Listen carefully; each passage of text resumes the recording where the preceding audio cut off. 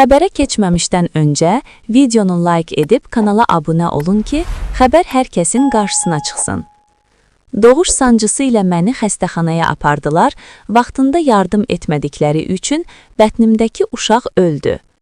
Az xəbər verir ki, bunu paytaxt sakini Aytaç Vahabova deyib. Qadın iddia edir ki, ötən ilin oktyabr ayında gecə saatlarında erkən doğuş ağrıları tutub, təcili yardım avtomobili ilə yeni klinikaya aparılıb. Orada onu həkim mama ginekoloq işləyən Sevinç Məmmədova qəbul edib. Gecə növbəsində ginekoloq Sevinç Məmmədova idi. Məni otaqda gözlətdilər. Təxminən 1 saat yarım həkim gəlmədi. Ginekoloq gəldi və mənə dedi ki, mən sizə heç bir şey edə bilmərəm, siz mənlik deyilsiniz, mən artıq getməliyəm. Əgər sabah sağ qalsanız, bətninizdəki övlad da sağ qalarsa, o zaman yenidən müraciət edərsiniz. Səhər növbəsində kim olacaqsa ona, deyə şikayətçi baş verənləri nəql edib.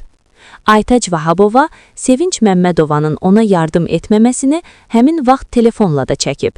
Kadrlardan da aydın görünür ki, həkim və onun yanında olan tibb bacısı otağı tərk edirlər.